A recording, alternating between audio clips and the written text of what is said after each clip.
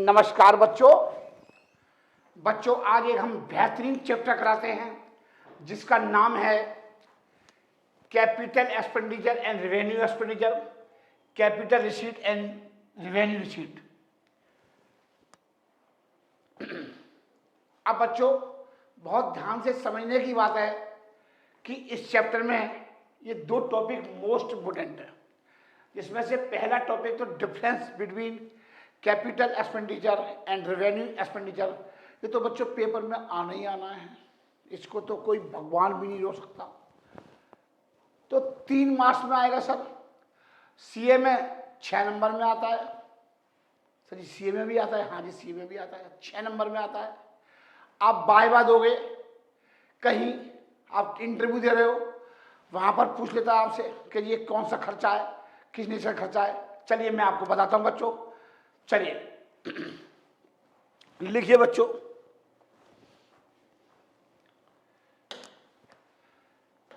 कि 4 चीजें हैं: capital and revenue expenditure and receipt. Capital and revenue expenditure and receipt, इन चारों चीजों को बच्चों, ये सबके सब ट्रांजैक्शंस होते हैं। इन सबको हम क्या बोलते हैं बच्चों? ट्रांजैक्शंस होते हैं। इनको चारों को हम क्या बोलते हैं? ट्रांजैक्शन बोलते हैं, लेन देन बोलते हैं। जैसे ट्रांजैक्शन 2 प्रकार के होते हैं, एक कैपिटल ट्रांजैक्शन होता है, एक रेवेन्यू ट्रांजैक्शन होता है। आप ऐसे बनाना फॉर्मेट बच्चों, मैं थोड़ा शॉर्ट कर देता हूं ताकि आपको बनाने में दिक्कत ना हो। आप अपनी कॉपी पे ऐसे बनाना, ऐसे बनाना, चाहे आप 2 पेज ले लेना, आमने सामने के 2 पेज ले लेना, एक साइड राइट हैंड साइड, एक लेफ्ट हैंड साइड, और दोनों को यूं बना लेना तो ज़्यादा समझ में आएगा आपके। खुला लिखना। अब बच्चों ट्रांजैक्शन 2 प्रकार के होते हैं, इन सभी को क्या बोलते हैं? चारों को क्या बोलते हैं? ट्रांजैक्शन बोलते हैं। ये सब के सब ट्रांजैक्शंस होते हैं। ये सारे के सारे क्या होते हैं बच्चों? ट्रांजैक्शंस होते हैं। ये ट्रांजैक्शन, एक होता है कैपिटल ट्रांजैक्शन, एक होता है बच्चों कैपिटल ट्रांजैक्शन, और एक होता है रेवेन्यू ट्रांजैक्शंस। अब कैपिटल ट्रांजैक्शन को 2 भागों में बांटा मैंने, एक कैपिटल रिसीट और एक कैपिटल एक्सपेंडिचर। रेवेन्यू को रेवेन्यू रिसीट और रेवेन्यू एक्सपेंडिचर। ठीक है बच्चों, पहले मैंने कैपिटल ट्रांजैक्शन और रेवेन्यू ट्रांजैक्शन। कैपिटल ट्रांजैक्शन कितने प्रकार के होते हैं? 2, कैपिटल रिसीट और कैपिटल एक्सपेंडिचर। रेवेन्यू रिसीट और रेवेन्यू एक्सपेंडिचर। कैसे लिखना है बच्चों? आपको लिखना कैसे कॉपी पे, ये देख लो बच्चों। पहले मैं आपको समझाऊंगा कैपिटल रिसीट, समझाऊंगा और फिर समझाऊंगा मैं आपको रेवेन्यू रिसीट। पहले कहाँ का लिखोगे आप? पहले यहाँ लिखोगे और फिर कहाँ लिखोगे? यहाँ पर। फिर उसके बाद ये समझाऊंगा, फिर उसके बाद ये समझाऊंगा। आपने बना लिए बच्चों? हाँ सर बना लिए। अब ध्यान से समझिए, कैपिटल रिसीट क्या होती है? अगर आपके पास कैपिटल या फिक्स असेट्स की वजह से पैसा आता है तो वो पैसा कैपिटल रिसीट कहलाता है। अगर आपके पास कैपिटल या फिक्स्ड असेट्स की वजह से पैसा आता है तो वो पैसा कैपिटल रिसीट कहलाता है। वो रिसीट जो आपको रेगुलरली प्राप्त नहीं होती है, वो रिसीट जो आपको रेगुलरली प्राप्त नहीं होती है, उसे कहा जाता है कैपिटल रिसीट। उसे क्या बोलते हैं? वो रिसीट जो आपको रेगुलरली प्राप्त नहीं होती है, ये नॉन रिकरिंग, उसे बोलते हैं हम कैपिटल रिसीट। उसे क्या बोलते हैं बच्चों? उसको हम कैपिटल रिसीट बोलते हैं बच्चों। पहले मैं आपको ये समझा रहा हूं, ध्यान से देखिए बच्चों। कैपिटल रिसीट क्या होती है? वो रिसीट जो आपको रेगुलरली प्राप्त नहीं होती है, जो आपको रेगुलरली प्राप्त नहीं होती है, उसे हम क्या बोलते हैं? वो उस शीट को क्या बोलते हैं? कैपिटल शीट बोलते हैं। उसी शीट को हम क्या बोलते हैं? Capital sheet. ये नॉन रिकरिंग नेचर की होती है। नॉन रिकरिंग का मतलब क्या है? ये बार बार प्राप्त नहीं होती है, कभी कभार प्राप्त होती है, भविष्य में एक बार प्राप्त होती है, ऐसे समझ लो आप। जो नॉन रिकरिंग नेचर की होती है सर जी कैसे? जैसे raising money from share capital, आपने शेयर इशू कर दिए और पैसा आ रहा है। एक कंपनी है, कंपनी क्या करती है, कंपनी को अगर पैसे की जरूरत होती है तो कंपनी शेयर इशू कर देती है। क्या कर देती है? इशू, शेयर इशू कर देती है। Raising from share capital, share capital को रेज करके पैसा आ रहा है। शेयर कैपिटल को बच्चों रेज करके पैसा आ रहा है। मैं यहाँ इधर खड़ा हो जाता हूँ, आप ये लिख रहे हो तो मैं इधर खड़ा हो जाता हूँ बच्चों, आप नोट करते जाइए। कह रहा है capital contributed by the proprietor. अगर आपकी पार्टनरशिप फर्म है या प्रोप्राइटरशिप फर्म है जिसका ओनर एक व्यक्ति होता है, तो मालिक जैसे एक्सपर्ट कोई सेंटर का मालिक कौन? राजीव जैन है, और राजीव जैन ने क्या लगा दिया? बिजनेस में पैसा लगा दिया, तो capital contribute by the proprietor, तो स्वामी ने पैसा लगा दिया, तो ये कौन सी रिसीट कहलाएगी? ये सारी कैपिटल रिसीट कहलाएगी। आपने इशू ऑफ डिवेंचर, आपने डिवेंचर इशू कर दिए, एक तरह का लोन ले लिया। क्या ले लिया? एक तरह का लोन ले लिया। Raising of long term loans, loan ले लिया, लंबे समय के लिए ऋण ले लिया, पब्लिक से डिपॉजिट ले लिए, ये सब कैपिटल रिसीट मानी जाएगी। कह रहा है amount receipt from sale of fixed asset, आपने कोई मशीन बेच दी, आपने बिल्डिंग बेच दी, मशीन बेच दी, फर्नीचर भेज दिया, पैसा प्राप्त हो रहा है, तो ये कौन सी रिसीट? क्या मशीन या मशीन बिल्डिंग या रोज बेचोगे? ये कौन सी नेचर की है? ये नॉन रिकरिंग नेचर की है। ये कौन से नेचर की बच्चों? ये नॉन रिकरिंग नेचर की है। Amount receive from sale of long term investment, long term investment, LTI बोलते हैं इसे, लॉन्ग टर्म इन्वेस्टमेंट बोलते हैं। आपने कहीं पैसा इन्वेस्ट कर रखा था, 5 साल के मुकेश अंबानी का पैसा, शेयर में पैसा लगा रखा था, मुकेश अंबानी के शेयर खरीद रखे थे आपने रिलायंस के 50 लाख रुपए के। अब उन शेयरों को बेचने से पैसा आ गया, तो वो कौन सी रिसीट है? कैपिटल रिसीट है। समझ में आ रही बच्चों? लॉन्ग टर्म इन्वेस्टमेंट लिख दिए, capital receipt are shown in the balance sheet. इसको कहाँ दिखाएंगे बच्चों? बैलेंस शीट में दिखाएंगे। समझ में? कहाँ दिखाएंगे बच्चों? बैलेंस शीट के अंदर। समझ में आ रही है? अगर आपने शेयर इशू कर दिए, डिवेंचर इशू कर दिए, तो कहाँ दिखाओगे? बैलेंस शीट के लायबिलिटी साइड में। अगर आपने असेस बेच दी, फिक्स असेस बेच दी, तो उस असेस में से क्या हो जाएगा? कम हो जाएगी संपत्तियां। बेचने से पैसा तो आएगा, लेकिन असेस भी तो कम हो जाएंगी। हाँ सर, अब मैंने आपको समझाया बच्चों, ये क्या समझाया? Capital receipt. अब आइए रेवेन्यू रिसीट पर। अब मैं आपको समझाता हूँ बच्चों रेवेन्यू रिसीट क्या है। इसे 4 भागों में बांट लो, capital receipt, capital expenditure, revenue receipt और रेवेन्यू एक्सपेंडिचर। अब आप यहाँ देखिए बच्चों, आप अपना ध्यान पूरा रेवेन्यू रिसीट पर लगा दीजिए। सर जी, ये जो रिसीट होती है वो एबव 1 ईयर होती है। आपने मतलब रिसीट का मतलब क्या है? आपने बिल्डिंग खरीद ली, बिल्डिंग क्या होती है बिजनेस में? वो रीसेल के लिए नहीं खरीदी जाती। मशीन होती है वो रीसेल के लिए नहीं खरीदी जाती, उसे बेचना नहीं है। समझ में आ रही है? एक होती है up to 1 year. Up to 1 year मतलब रेवेन्यू रिसीट क्या होती है? अगर बिजनेस में करंट असेट्स की वजह से पैसा आता है तो वो रेवेन्यू रिसीट कहलाती है। अगर बिजनेस में करंट असेट्स की वजह से पैसा आता है तो वो रेवेन्यू रिसीट कहलाती है बच्चों। जैसे आपने करंट असेट्स बेच दी, करंट असेट्स मतलब आपने स्टॉक बेच दिया, इन्वेंट्री बेच दी, और इन्वेंट्री को बेचने के कारण आपको वह पैसा आया, तो वो क्या होते हैं? Within the 1 year. Within the 1 year ही तो होता है इन्वेंट्री। करंट असेट्स क्या होती है? करंट असेट्स वो असेट्स होती है जो 1 साल के अंदर कैश में कन्वर्ट हो जाएगी, ये होती है करंट असेट्स की डेफिनेशन। करंट असेट्स क्या होती है? ऐसी असेट्स जो विद इन 1 ईयर या 1 साल के अंदर कैश में कन्वर्ट हो जाएगी। आपने स्टॉक बेच दिया तो पैसा आएगा, तो ये पैसा आएगा तो कौन सी रिसीट कहलाएगी? वो रेवेन्यू रिसीट कहलाएगी। रेवेन्यू रिसीट रेगुलर नेचर की होती है। रेगुलर मतलब बार बार प्राप्त होगी। रेवेन्यू रिसीट कैसी नेचर की होती है?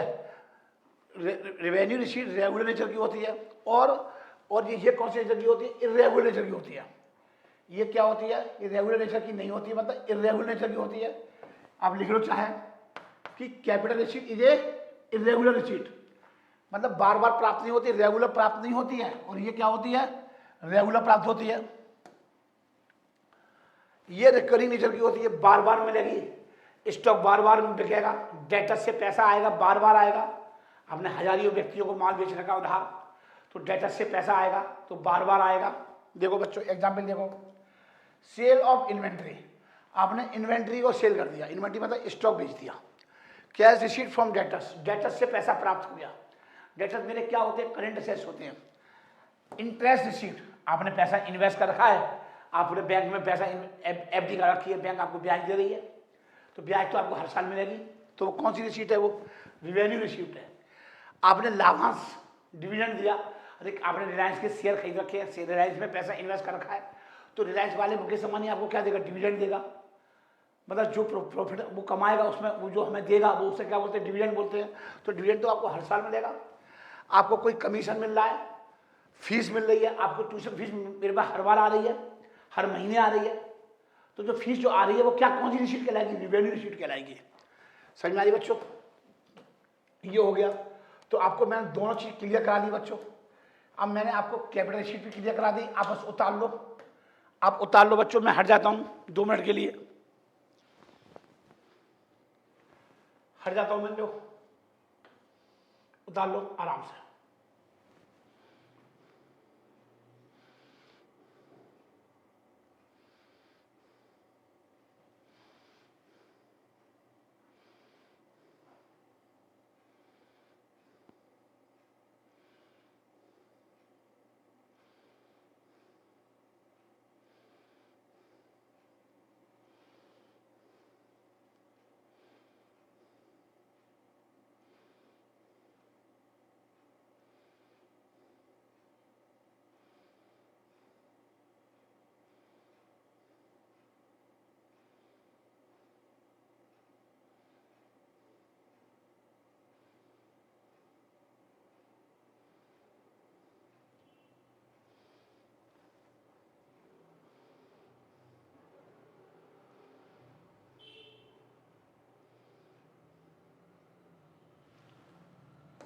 ठीक है बच्चों, उतार लिया, लो और रख जाओ एक बार, लो और देख लो एक बार,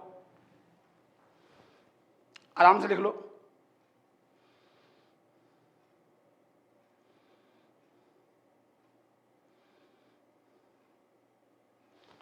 चलिए बच्चों, अब मैं स्टार्ट करता हूं कैपिटल एक्सपेंडिचर और रिवेन्यू एक्सपेंडिचर।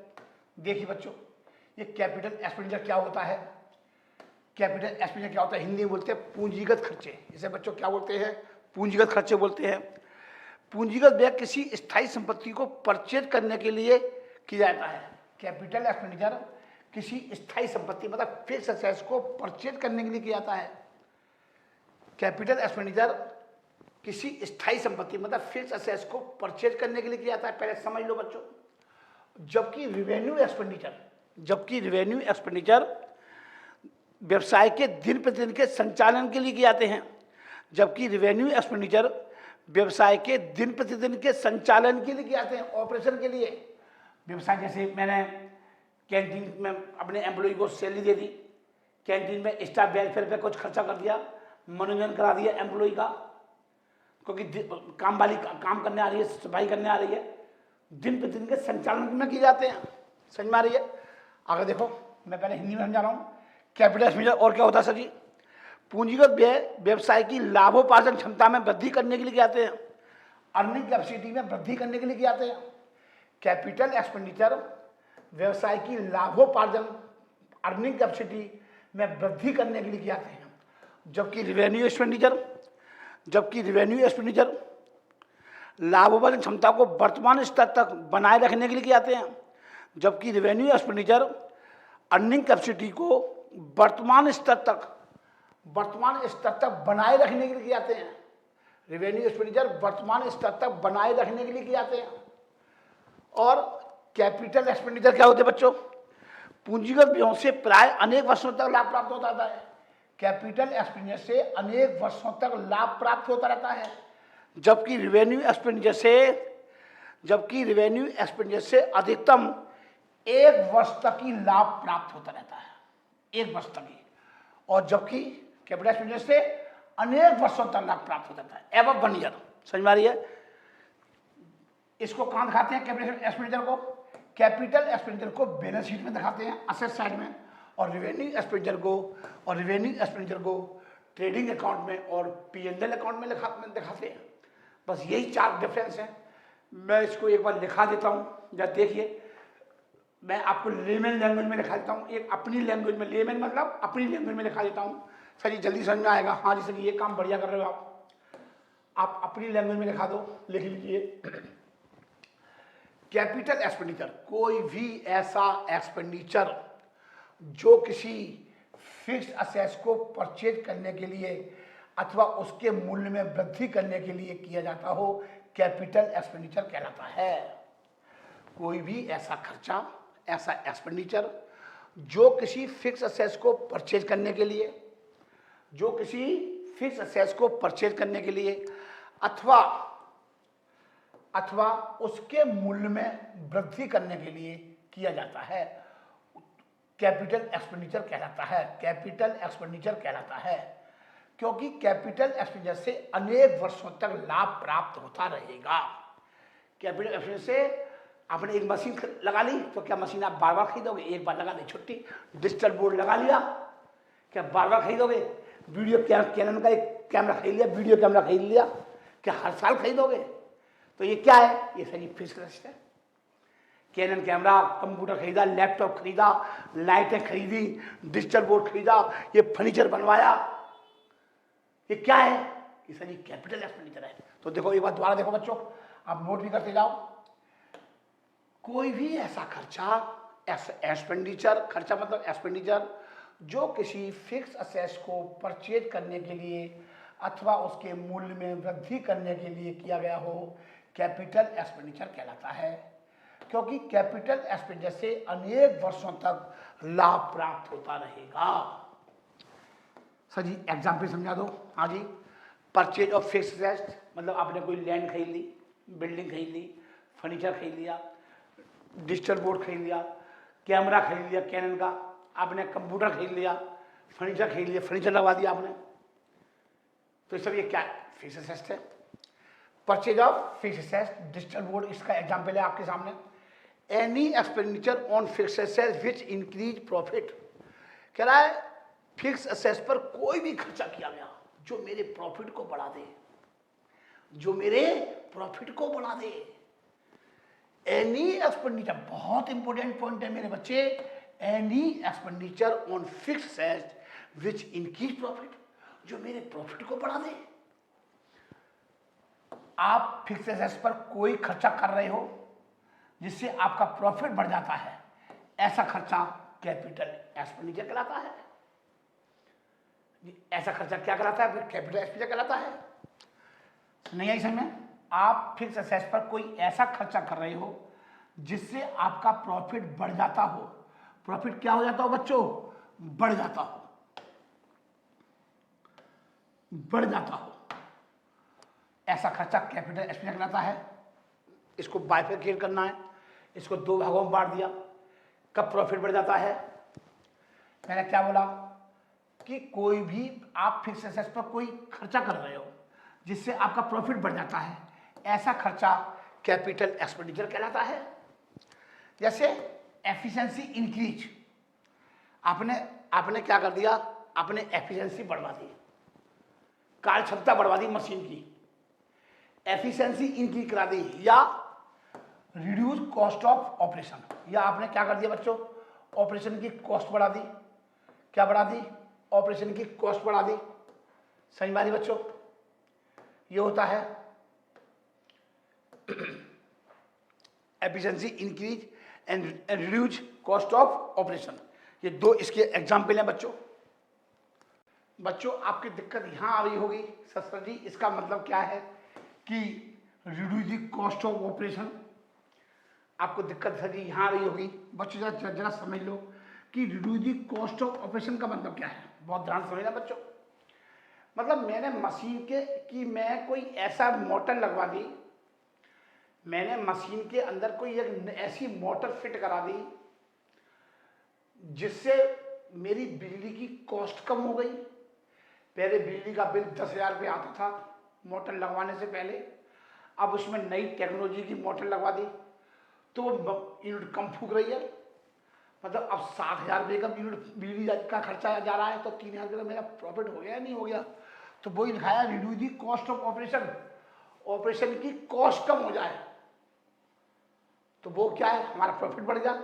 तो प्रॉफिट बढ़ेगा तो कौन सा खर्चा होगा, क्योंकि मैंने जो नई मोटर के लगवाने पर जो खर्चा हुआ जिससे मेरा प्रॉफिट बढ़ जाए, तो वो खर्चा मोटर पर 20,000 रुपये खर्चा हुआ नई मोटर को लगवाने में, क्योंकि पुरानी मोटर जो है बहुत ज़्यादा बिजली फूक रही थी, 10,000 रुपये का बिल आ रहा था, अब 7,000 रुपये बिल आ रहा है, तो 3,000 रुपये का मेरा प्रॉफिट बढ़ गया सिर्फ एक 20,000 रुपये की नई मोटर लगवाने से। तो 20,000 रुपये जो खर्चा किया वो क्या है, कैपिटल एक्सपेंडिचर है। ये मतलब समझ में आ गया बच्चों।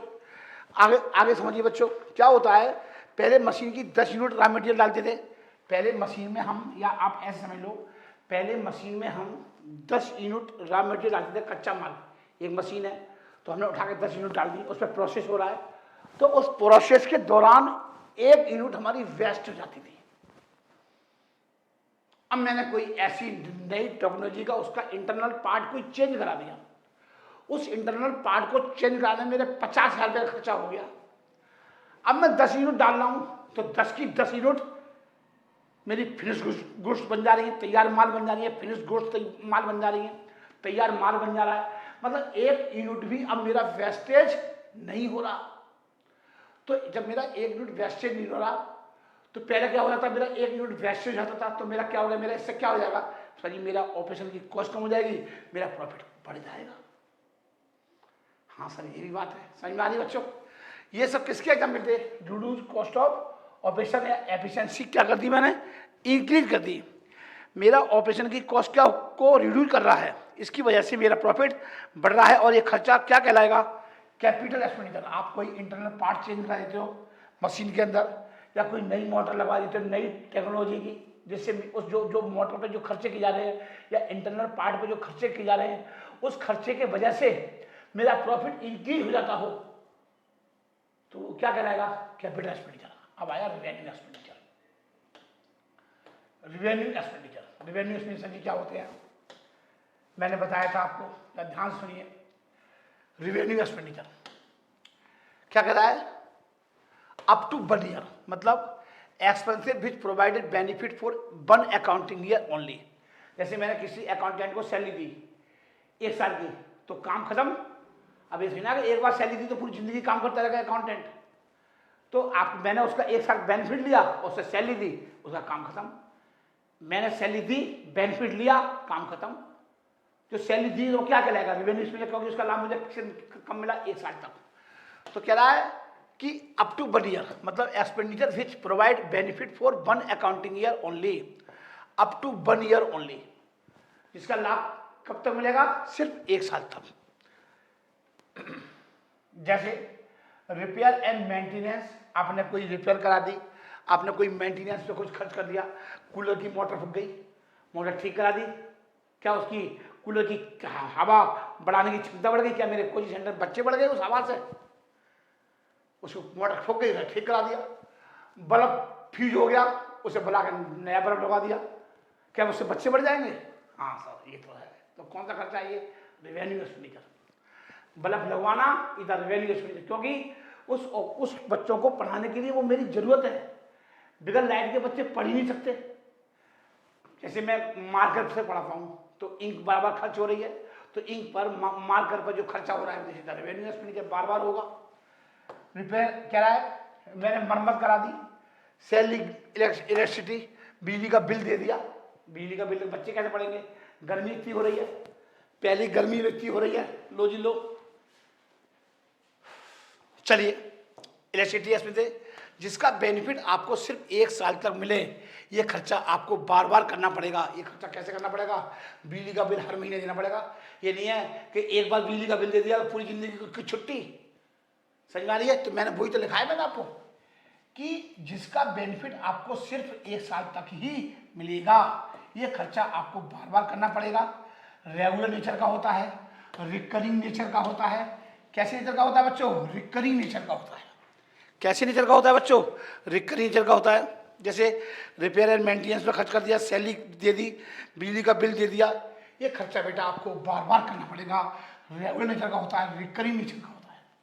ठीक है बच्चों, अब मैं आपको न्यूमेरिकल पार्ट स्टार्ट करूंगा। चलिए अब हम न्यूमेरिकल करते हैं बच्चों, चलिए अब हम न्यूमेरिकल करते हैं।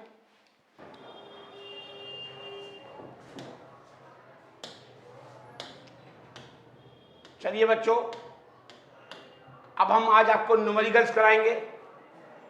ये सीए के अंदर और 11वीं में कभी कभार पूछता है, न्यूमेरिकल्स कभी कभार पूछता है, बट सीए में 6 नंबर का न्यूमेरिकल आता है इसमें से, 6 मार्क्स का न्यूमेरिकल आता है इसमें से। अच्छा जी, हाँ जी, कहता है state whether the following transaction are capital expenditure और रेवेन्यू एक्सपेंडिचर गिव रीजन। वो कह रहा है आपको रीजन से कारण सहित बताना है कि इनमें से कौन सा कैपिटल एक्सपेंडिचर है और कौन सा रेवेन्यू एक्सपेंडिचर है। कह रहा है 5200 स्पेंड ऑन दी रिपेयर, आपने मरम्मत कराई, आपने क्या कराई, मरम्मत कराई। बिफोर यूजिंग ए second hand car purchasing recently, आपने एक सेकेंड हैंड कार खरीदी और यूज करने से पहले रिपेयर कराई है। आप कोई कार लेके आए, आपने कोई कार खरीदी और उस पर आपने पहले यूज नहीं किया, आपने पहले उसकी मरम्मत सफेदी वगैरह करा दी कार की, उसका मतलब पेंट शेंट करा दिया, ठीक करा दी कुछ जो कमियां थी। तो ये सही पूछ रहा है ये कौन सा खर्चा है जो 5200 रुपये जो आपने खर्च किए रिपेयर पर। तो देखिए बच्चों, आंसर कैसे लिखना है आपको, it is a capital expenditure. पहले ये लिखना है, पहले ये लिखना है कि ये क्या है। ये पहले state whether the following transactions are capital expenditure या रेवेन्यू एक्सपेंडिचर, ये कैपिटल एक्सपेंडिचर या रेवेन्यू एक्सपेंडिचर, पहले आपको ये लिखना है। फिर कह रहा है अगर कैपिटल एक्सपेंडिचर है तो क्यों है, आपको ये बताना है, रीजन बताना है।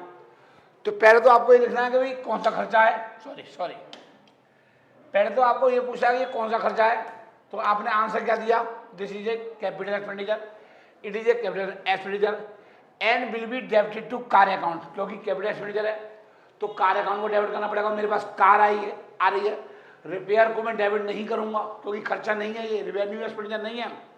रिपेयर को कब डेबिट करूंगा, जब मैं इसको रेवेन्यू एक्सपेंडिचर मानता तब।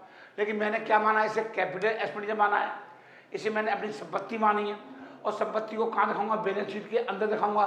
तो कार को मैं डेबिट करूंगा, कहता है and will be debited to car account because the expenses have been incurred before the car is put to use. क्योंकि बिकॉज मतलब क्योंकि कि जो खर्चे किए गए हैं, हैव बीन इनकर्ड जो खर्चे किए गए हैं, बिफोर मतलब पहले किए गए हैं, कार खरीदने के बाद किए जाते, आफ्टर लिखा होता उस क्वेश्चन के अंदर, तो कौन से खर्चे माने जाते, रेवेन्यू। कार खरीदी उससे पहले ही आपने उसको ठीक ठाक करा दिया, मशीन खरीदी, प्लांट खरीदा, सेकंड हैंड प्लांट खरीद लिया, मशीन खरीद ली और उसको पहले बाहर के बाहर ठीक उसमें वो करा दी रिपेयर यूज करने से पहले, तो कौन सा खर्चा कहलाएगा, capital expenditure. The car is put to use मतलब कार को यूज करने से पहले, कार को पुट टू यूज मतलब कार को यूज करने से पहले के खर्चे हैं ये, इसलिए क्या मानेंगे इसे, कैपिटल एक्सपेंडिचर मानेंगे। ठीक है बच्चों, आगे देखो, ड्यूरिंग द ईयर 3 ईयर पर spend on repairing of various machines. अब एक बात आओ, ये कौन सा खर्चा है, ये रेवेन्यू एक्सपेंडिचर है। कह रहा है ड्यूरिंग द ईयर साल के दौरान were spend on repairing of various machine, आपने क्या कर दिया, बहुत सारी मशीन थी उनका रिपेयर करा दी। भाई सिंपल सी बात है, मेरा एसी अब गर्मी आ रही है तो एसी को मैं इसका धुलाई कराऊंगा, गंदगी निकलवाऊंगा, 400 रुपये दूंगा एसी वाले को, भाई इसे एसी खोल कर ठीक कर, धुलाई कर इसकी। तो मैं मशीन की क्या करा रहा हूँ, रिपेयर करा रहा हूँ। पुरानी मशीन थी उनकी रिपेयर करा रहा हूँ, मतलब इसमें कोई कैपेसिटी नहीं बढ़वा रहा इसकी, सिर्फ ठीक करवा रहा हूँ। धूल धाल पट्टी फट्टी जम गई है, तो ये क्या है, ये रेवेन्यू एक्सपेंडिचर है। क्या है ये रेवेन्यू एक्सपेंडिचर बच्चों, it is a revenue expenditure because expenses have been incurred on the repair of existing machine, क्योंकि जो हमारे पास मशीन थी उस पर रिपेयर हो रही है। अगर आपकी जो वर्तमान मशीन है उसी पर रिपेयर हो रही है, it is A expenditure of routine nature. ये कौन सा खर्चा है, ये रूटीन नेचर का खर्चा है। ये कौन सा खर्चा मान जाएगा, रूटीन, कभी कभार नहीं हो रहा, बार बार होगा, रिपेयर बार बार होगी, मशीन खराब हो जाएगी तो ठीक कराई जाएगी, रिकरिंग नेचर का है, रूटीन नेचर का है, रेगुलर नेचर का है। तो ये कौन सा खर्चा माना जाएगा, ये माना जाएगा रेवेन्यू एक्सपेंडिचर। समझ में आ रही बच्चों, आगे देखो मेरे बच्चे, तो पहला हो गया, दूसरा हो गया, तीसरा देखिए fried and cartridge on the new machine 1200 रुपये। कह रहा है फ्राइड दिया और कार्टेज दिया नई मशीन पर, न्यू मशीन पर। Erection charges 600। मतलब मैंने आपसे कहा था मशीन को लाने से लेकर के लगाने तक जितने भी खर्चे होते हैं सब सारे खर्चे मशीन की कॉस्ट में ऐड हो जाएंगे। तो ये खर्चा किसकी में ऐड हो जाएगा? मशीन की कॉस्ट में ऐड हो जाएगा। समझ में आ रही है? और एक नई मशीन खरीदी है, यहाँ पर नई मशीन को लेके आ रहे हैं और उसको लाने में कितने खर्च हो गए? 1200 रुपये वो खर्च हो गए। तो एंट्री क्या बनेगी? Machinery account debit to cash. तो ये कौन सा खर्चा है? ये कैपिटल एक्सपेंडिचर है। आप चाहे एग्जाम में एंट्री भी मान सकते हो। आप पहले ये देखोगे, तीसरा पॉइंट देखो, ये थर्ड पॉइंट है बच्चों, ठीक कर लो सर। इस थर्ड पॉइंट है ये, कह रहा है ₹1800 इज ए कैपिटल एक्सपेंडिचर। कौन सा खर्चा है ये? Capital expenditure and will be debited to machinery account. और मशीन में क्या करूंगा? डेबिट करूंगा। समझ में आ रही है? क्योंकि नई मशीन खरीदी है तो एंट्री क्या बनेगी? Machinery account debit to cash. तो it will be debited to machinery account. ठीक है बच्चों, आगे देखो बच्चों, तीसरा हो गया। अब देखो चौथा देखिए बच्चों, फोर्थ क्या है? ये sum of which charge spend on whitewashing. एक हमने सफेदी कराई है। अरे भाई आपने देखा होगा हमारा कोचिंग सेंटर है, बच्चे जगह जगह दीवारों पे आई लव यू दिस और आई लव यू दिस सीटों पे लिख देते हैं, अपना नाम लिख देते हैं अपना बच्चे क्या करते हैं और क्या क्या हरकत करते हैं सर जी? बच्चे अपनी कुर्सी पे अपना नंबर लिख देते हैं तो ये बच्चे करते हैं क्योंकि उनका नेचर है। दीवारों पे जीनों पे सब गंदी गंदी बातें लिख देते हैं बच्चे। अब क्या करा जाए? बच्चों को पीटे मारे, जबकि ये काम गलत काम है आप गंदगी कर, जहाँ पे आप रह रहे हो वहाँ पे आप इस तरह की मोबाइल नंबर लिख देते बच्चे हैं। हम जब हर साल हम सफेदी कराते हैं, हम अब बच्चों सब कुर्सियाँ खुद धुलवाते हैं, सबसे धुलवाते हैं। तो ये क्या है? ये रूटीन वर्क है, रूटीन वर्क है, उसको मिटवाते हैं। जब हमें दिखता है कि हमें कुछ बच्चों ने कुछ लिख दिया है, आप देखते हो स्कूल में, आप सारी हरकतें स्कूल में भी यही हरकतें स्कूल में करते हो। चलिए, ये sum of which charge spend on the whitewashing में खर्च कर दी, सफेदी कराई and paint the new factory. ओहो सर जी, ये न्यू फैक्ट्री है, यहाँ बड़े पुरानी फैक्ट्री नहीं है, मतलब नई फैक्ट्री बन रही है। और नई फैक्ट्री के बनने में फिर आपने कर सफेदी वगैरह कराई है, अभी फैक्ट्री को आपने यूज नहीं किया, तो ये कौन सा खर्चा कहलाएगा? सर जी ये कैपिटल एक्सपेंडिचर कहलाएगा। सर जी ये कौन सा खर्चा कहलाएगा? ये कैपिटल एक्सपेंडिचर कहलाएगा। देखो कह रहा है as the factory in white washed, factory में क्या हो रही है? वाइट वाश हो रही है and painted for the first time. Underline कर लो, ये फर्स्ट टाइम हो रही है, पहली बार हो रही है। ये नहीं है कि हम 20 साल से बिल्डिंग को यूज कर रहे हैं। कह रहा है it is should be treated as a capital expenditure. इसको क्या माना जाएगा बच्चों? इसको कैपिटल एक्सपेंडिचर माना जाएगा मेरे बच्चे, इसको कैपिटल एक्सपेंडिचर माना जाएगा मेरे बच्चे। Has it is debited to factory account, मतलब बिल्डिंग में डेबिट करूंगा। एंट्री क्या बनाऊंगा? Building account debit to cash. Entry क्या बनेगी? Building account debit to cash. Building को डेबिट करूंगा और इस खर्चे को मैं कहाँ दिखाऊंगा? बैलेंस शीट के अंदर। और इस प्रकार के खर्चे को बच्चों कहाँ दिखाऊंगा? मैं बैलेंस शीट के अंदर। चलिए, ये 4000 रुपये में कहाँ दिखाऊंगा? बैलेंस शीट के अंदर। चलिए आगे देखो बच्चों, कह रहा है एक cost of annual white washing of building. अब ये क्या है? हर साल हो रही है वाइट वॉशिंग। ये वाइट वॉशिंग कब हो रही है बेटा? हर साल हो रही है, एनुअल वाइट वॉशिंग है। अंडरलाइन कर लो एनुअल, अंडरलाइन कर लो एनुअल, एनुअल वाइट वॉशिंग है। ये खर्चा है, ये खर्चा है। एंट्री क्या बनेगी?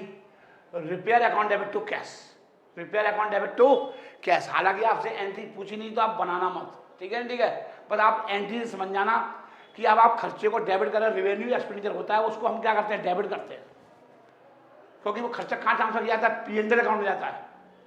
जितने भी रेवेन्यू एक्सपेंडिचर होते हैं सब कहाँ जाते हैं? प्रॉफिट एंड लॉस अकाउंट में। समझ में आ रही है? इसलिए chapter final account P&L account समझाने के बाद करा जाता है। बच्चे को समझ में नहीं आता कि P&L अकाउंट क्या होता है। जितने भी खर्चे होते हैं या हानियाँ होती हैं, वो सारी खर्चे और हानियाँ डेली नेचर की होती है, रूटीन नेचर की होती हैं, रेगुलर नेचर की होती हैं, रिकरिंग नेचर की होती हैं। वो सारी खर्चे कहाँ जाते हैं? P&L अकाउंट के डेबिट में, तो वाइट वॉशिंग तो बेटा हर साल होगी, तो क्या ये खर्चा है, तो इसको क्या करूंगा, डेबिट करूंगा। तो देखिए जरा,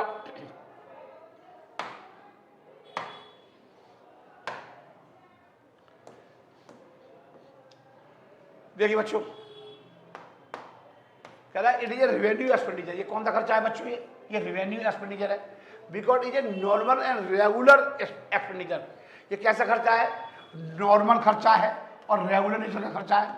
कौन सा खर्चा है ये, रेगुलर नेचर खर्चा है, हर बार होगा, हर बार होगा एक्सपेंडिचर है, incurred with A view of maintain the building. Building को मेंटेन करने के लिए खर्चा किया जाएगा। बिल्डिंग को टूट फूट हो रही है, उसको ठीक करा दिया, रिपेयर करा दी बिल्डिंग की, hence it will be debited to P&L account. मैंने बताया था इसको कहाँ लिखूंगा, जो रेवेन्यू एक्सपेंडिचर होते हैं उसको कहाँ लिखा जाता है बच्चों, P&L अकाउंट के डेबिट में लिखा जाता है। चलिए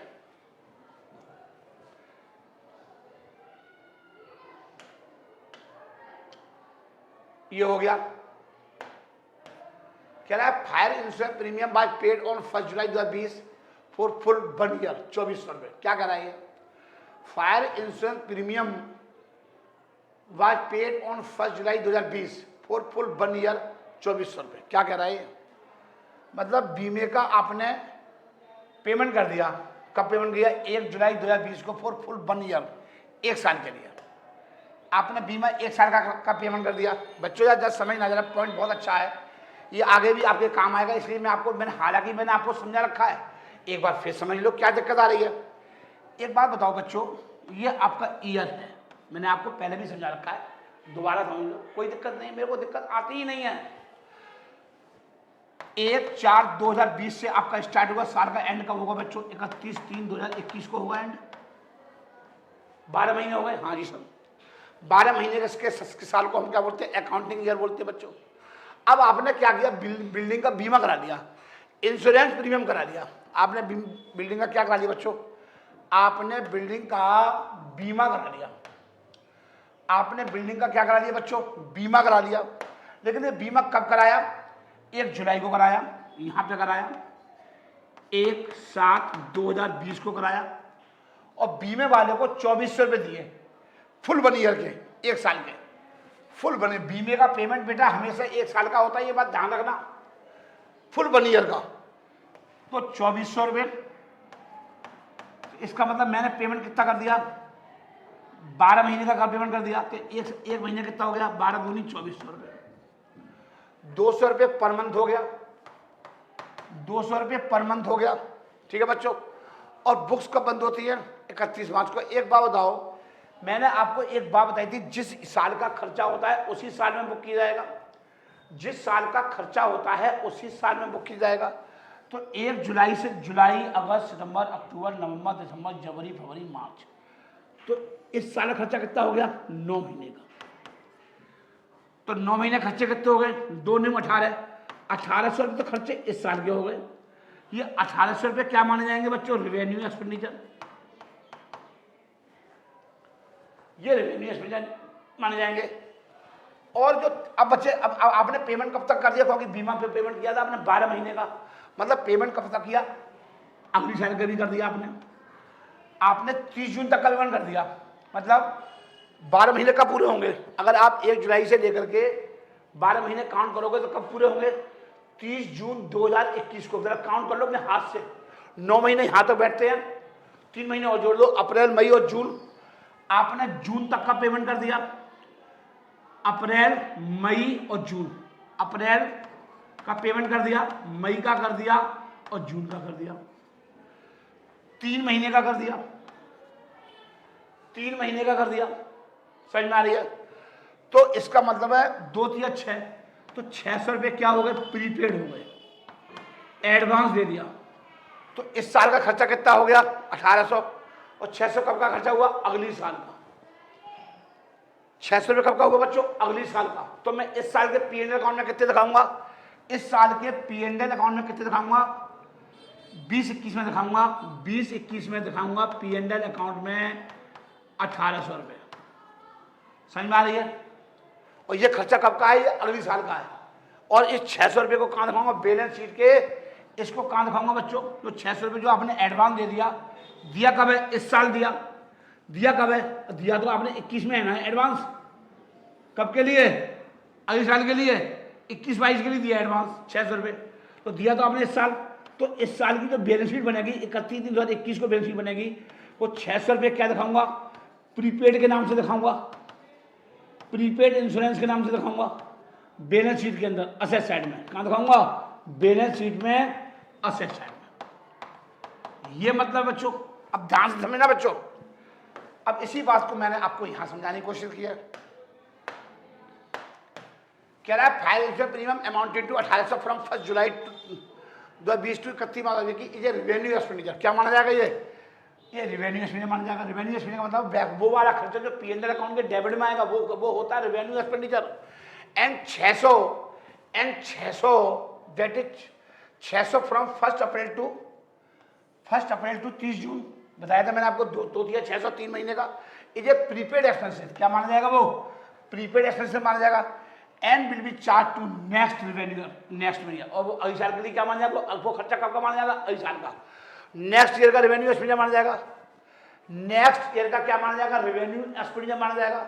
और इस 600 रुपये को कहाँ दिखाऊंगा? बैलेंस शीट के असेट साइड में, इस साल की बैलेंस शीट के अंदर।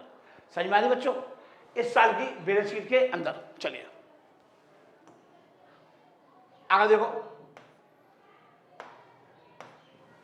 कह रहा है it is a capital expenditure. ये क्या है? ये कैपिटल एक्सपेंडिचर है। सॉरी, पहले क्वेश्चन देखा नहीं मैंने। कह रहा है 20,000 spend toward addition to the machinery. Addition to the machinery मतलब, एडिशन टू द मशीनरी का मतलब मशीनरी में एक मशीन थी, उसमें 20,000 रुपये और खर्चा कर दिया। मतलब जो मशीन की जो कॉस्ट थी उसके अलावा कुछ मैंने एक्स्ट्रा खर्चा कर दिया। कोई एक्स्ट्रा बढ़िया सी एक हाई कैपेसिटी की एक मोटर लगवा दी, ताकि मेरे जो प्रोडक्शन हो रहा है, पहले वाले मशीन में प्रोडक्शन हो रहा था 10,000 यूनिट, लेकिन एक 20,000 रुपये की एक ऐसी मोटर उसमें एडिशन लगा दी, अतिरिक्त लगा दी, कि अब वो 20,000 यूनिट की बजाय 25,000 यूनिट नहीं है। जब मेरा प्रोडक्शन बढ़ेगा तो मेरी प्रॉफिट बढ़ेगा, और प्रॉफिट बढ़ेगा तो ये कौन सा खर्चा हो गया? ये 20,000 रुपये कैपिटल एक्सपेंडिचर हो गया। This is not a revenue expenditure, this is not a regular expenditure. Routine nature का खर्चा नहीं है, बार बार नहीं होगा ये खर्चा। क्या बार बार होगा? जब बार बार नहीं होगा तो कौन सा खर्चा है? ये कैपिटल एक्सपेंडिचर है। देखो बच्चों, ये कौन सा खर्चा है? ये कैपिटल एक्सपेंडिचर है। It is a capital sense it result in increase the earning capacity of the business. ये बहुत इंपोर्टेंट पॉइंट है बच्चों, याद कर लेना। इट विल बी रिजल्ट, इससे क्या परिणाम होगा? Increase in the earning capacity of the business. Business की अर्निंग कैपेसिटी क्या हो जाएगी? बढ़ जाएगी। Increase in the earning capacity of the business.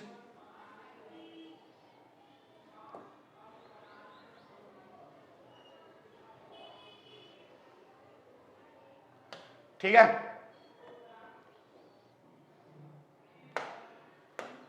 कह रहा है ₹5,000 पर spend in connection with the issue of capital. कह रहा है ₹5,000 पर spend in connection with the issue of capital and 3,000 पर incurred as a legal expenses in raising a debenture loan. कह रहा है बच्चों, हमने क्या किया? 5,000 रुपये स्पेंड कर दिए इन connection with the issue of capital. हमने शेयर इशू किए और उसके चक्कर में मैंने 5,000 रुपये का स्पेंड कर दिए, एंड 3,000 पर incurred as a legal expenses in raising a debenture. भाई साहब आप एक बात बताओ, जब एक कंपनी डिवेंचर को इशू कर रही है, डिवेंचर इशू करने का मतलब बच्चों 11वीं वाले बच्चों या समझ ध्यान से, जब आप बाद में जब करोगे, जब आपको मैं पूरा चैप्टर पढ़ाऊंगा इशू ऑफ शेयर और इशू ऑफ डिवेंचर का, ये 32 नंबर में आ जाती है पूरी कंपनी अकाउंट है आपके कोर्स में। अभी फिलहाल आप 2 मिनट के लिए समझ लो। जब आप कंपनी को पैसे की जरूरत होती है तो कंपनी शेयर इशू करती है, डिवेंचर इशू करती है। कंपनी को बहुत पैसे की जरूरत होती है तो कंपनी पब्लिक से पैसे मांगती है। कैसे मांगती है? शेयर इशू करके। कैसे? डिवेंचर इशू करके। तो उसके इशू करने पे बेटा कुछ खर्चे होते हैं, कानूनी खर्चे होते हैं। ऐसा नहीं है कि बस ऐसी अखबार में डाल दिया जी पैसा दे दो, कोई पैसा दे देगा? सर जी वकील वगैरह उसकी डॉक्यूमेंट तैयार करते हैं, आरओसी में फाइल करनी पड़ती है कि हम इतना पैसा पब्लिक से लेना चाहते हैं। आप ऐसे पब्लिक से पैसा नहीं मांग सकते। तो वही कह रहा है, ये कह रहा है रुपीज 8,000 इज कैपिटल एक्सपेंडिचर। देखो 5,000 एक बार खर्च किए, 3,000 एक बार खर्च किए, लीगल एक्सपेंस कानून पे वकील वगैरह को फीस दी होगी, और 5,000 खर्च हुए शेयरों को इश्यू करने में खर्च हुए, जिससे बोलते हैं शेयर इशू एक्सपेंसेस। जिससे क्या बोलते हैं? शेयर इशू एक्सपेंसेस बोलते हैं। इट इज कह रहा है रुपये 8,000 इज ए कैपिटल एक्सपेंडिचर। ये क्या है? ये कैपिटल एक्सपेंडिचर है। It is incurred on raising of capital for business. आपने बिजनेस के लिए क्या करा है? आपने incurred on raising of capital of the business. आपने बिजनेस के लिए क्या मांग रहे हो? पैसा मांग रहे हो, कैपिटल मांग रहे हो, कैपिटल के लिए पैसा रेज कर रहे हो, और उस पर कुछ खर्चे हो रहे हैं। तो ये कौन सा खर्चा है? कैपिटल के लिए पैसा मांग रहे हो। तो ये यहीं से बात क्लियर हो रही है। आप अपनी कैपिटल बनाना चाह रहे हो, तो ये कौन सा खर्चा कहलाएगा? ये कैपिटल एक्सपेंडिचर कहलाएगा बच्चों। ये कैपिटल एक्सपेंडिचर कहलाएगा 8,000 रुपये। चलिए क्वेश्चन नंबर 2 पढ़िए। Classify the capital and revenue and deferred revenue expenditure. पहले बच्चों आपको सबसे पहले मुझे ये समझाना पड़ेगा कि डेफर्ड रेवेन्यू एक्सपेंडिचर होते क्या हैं, क्योंकि मैं आपको कैपिटल एक्सपेंडिचर और रेवेन्यू एक्सपेंडिचर तो बता चुका हूं, बट मैंने आपको डेफर्ड रेवेन्यू एक्सपेंडिचर नहीं बताया। जरा ये समझ लो, क्योंकि इसकी भी थ्योरी एग्जाम में आ जाती है। ये होता क्या है जरा समझ लो। डेफर्ड रेवेन्यू एक्सपेंडिचर कहाँ होता है, क्या होता है? सबसे लास्ट में समझा रखा है मैंने, ये समझा रखा है डेफर्ड रेवेन्यू एक्सपेंडिचर। कह रहा है there are certain expenditure which are revenue in nature. कह रहा है कुछ एक्सपेंडिचर ऐसे होते हैं जो रेवेन्यू नेचर के होते हैं। देयर आर सर्टेन एक्सपेंडिचर, कुछ खर्चे ऐसे होते हैं जो रेवेन्यू नेचर के होते हैं, but the benefit of which is likely to be derived over a number of years. जिसका लाभ आपको बहुत सालों तक मिलता रहेगा। कर रहा है but the benefit of which like is to be derived over a number of years. जिसका बेनिफिट आप काफी साल तक लोगे, 5 साल 10 साल, समझ में आ रही है, 3 साल 4 साल। कह रहा है such expenditure are termed as a deferred revenue expenditure, और इसको हम क्या बोलते हैं? डेफर्ड रेवेन्यू एक्सपेंडिचर बोलते हैं। मतलब कुछ खर्चे जैसे मैंने बच्चों में आपको बहुत बढ़िया बात बताऊं, मेरे कोचिंग के बाद एक बिजली का बोर्ड लगा हुआ है जो जलता है, एक्सपर्ट कोचिंग सेंटर। ये पढ़ाई होती है 9, 10, 11, 12, nursery, KG, BCom, CA, CPT, foundation, सब लिखा हुआ बोर्ड पर। रात को 7 बजे जल जाता है और वो पूरी गली में दिखता है, लोग आते जाते उसको देखते हैं। अब एक बात बताओ, अब ये तो मैंने फिक्स करा दिया, विज्ञापन है ये, क्या इसका लाभ 1 साल उठाऊंगा? सर जी जो हम पंपलेट बनवाते हैं वो तो बच्चे हाल फाड़ देते हैं दीवारों पर, ये तो फिक्स है, वहां से कोई फाड़ के ले जाएगा, ये तो फिक्स है। अब एक कम से कम तो 4-5 साल तो चलेगा, इसकी जीवन कितने साल है? 4 या 5 साल। और मैंने इस विज्ञापन पर बच्चों, मैंने इस विज्ञापन पर 50,000 रुपये खर्च कर दिए। मैंने कितने खर्च कर दिए? 50,000।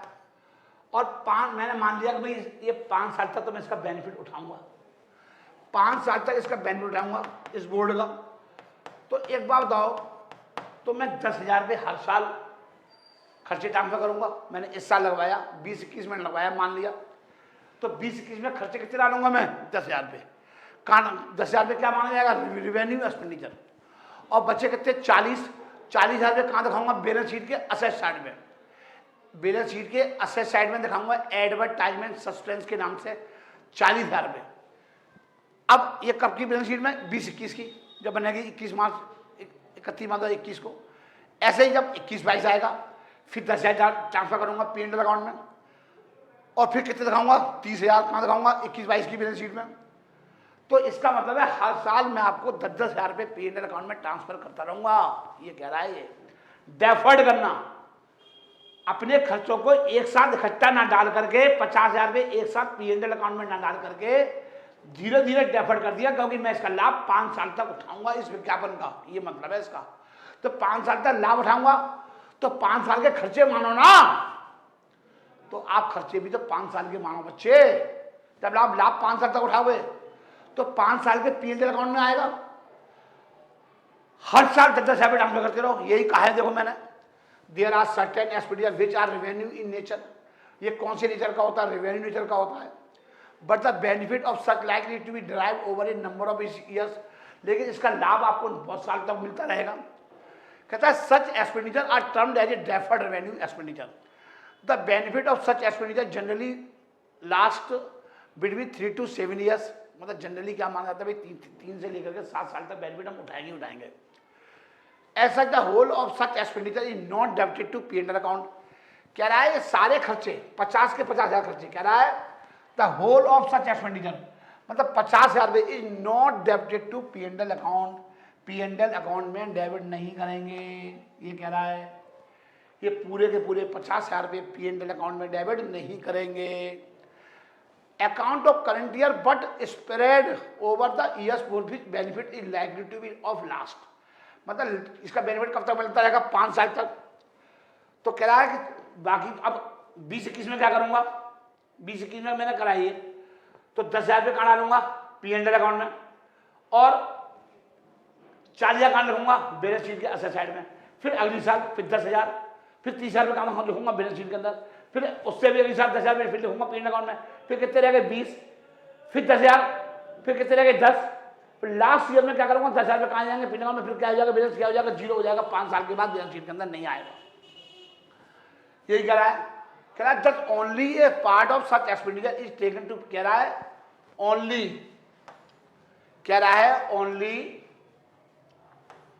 Only a part of such expenditure, इस खर्चे का एक part is to taken to P&L account. P&L account में आएगा एवरी ईयर, हर साल आएगा। मैंने बताया था आपको हर साल 10,000 भी लिखने हैं। And the unwritten of portion is allowed, कह रहा है जो अनरिटन पोर्शन है,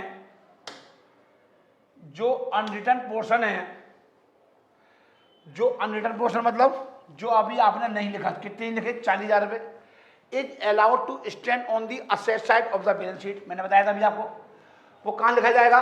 बैलेंस शीट लिखा जाएगा।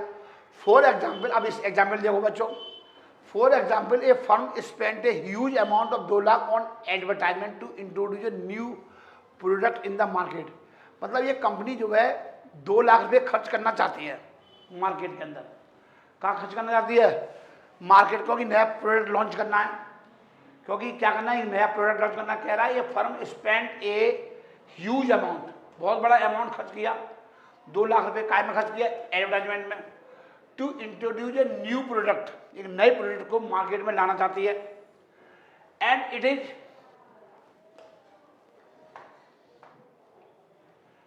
कह रहा है and it is estimated that is benefit will B last for 4 years. इसका बेनिफिट कितने साल मिलेगा? 4 साल तक मिलेगा। इसका बेनिफिट कितने साल तक मिलेगा? 4 साल तक। जो विज्ञापन कराया आपने 2 लाख रुपए का, in this case 50,000 will be charge to P&L account. हम 50,000 रुपये कहाँ चार्ज करूंगा? P&L अकाउंट में। तो एंट्री क्या बनाऊंगा? एंट्री क्या बनाऊंगा बच्चों? अभी समझाता हूँ। देखो एंट्री क्या बनेगी? जब खर्चा किया होगा, जब मैंने खर्चा किया होगा तो एंट्री क्या बनाई होगी कि advertisement account debit to cash, जब खर्चा किया होगा विज्ञापन के नाम से। अब उसको धीरे धीरे क्या कर रहा हूँ? डेफर्ड कर रहा हूँ हर साल। तो इस साल के खर्चे कितने आएंगे P&L अकाउंट में? सिर्फ 4 पंजे 20, 50, क्योंकि 2 लाख रुपये खर्चा किया था, 2 लाख का खर्चा किया था, 4 का भाग दे दो, कितने आ गए? 50,000। कितने आ गए? 50,000। तो इस साल का खर्चा कितना है? 50,000। तो P&L अकाउंट के डेबिट में आएगा P&L account debit to advertisement, to advertisement के नाम से आएगा 50,000 रुपये। प्रॉफिट एंड लॉस अकाउंट के डेबिट में किस नाम से आएगा? टू एडवर्टाइजमेंट 50,000 रुपये। बच्चे कितने? 1.5 लाख कहाँ आएंगे? बैलेंस शीट के असेट साइड में एडवर्टाइजमेंट सस्पेंस के नाम से। किस नाम से आएंगे? एडवर्टाइजमेंट सस्पेंस के नाम से। कह रहा है अकाउंटिंग ट्रीटमेंट, कह रहा है ₹50,000, कह रहा है ₹50,000 will be debited to P&L account of each year. हर साल 50,000 रुपये आएंगे। And the balance will be treated as a asset, और बाकी का क्या होगा? वो असेस्ट माना जाएगा। And shown on the asset side of the balance sheet, उससे कहाँ दिखाऊंगा? बैलेंस शीट के असेट साइड में। As such amount shown the asset side will be 1.5 lakh, 1.5 lakh in the first year. पहले साल कितने आएंगे? 1.5 लाख बैलेंस शीट में, बताया था मैंने आपको। फिर अगले साल कितने आएंगे बैलेंस शीट में? 1 लाख, और 50,000 कहाँ आएंगे? P&L अकाउंट में।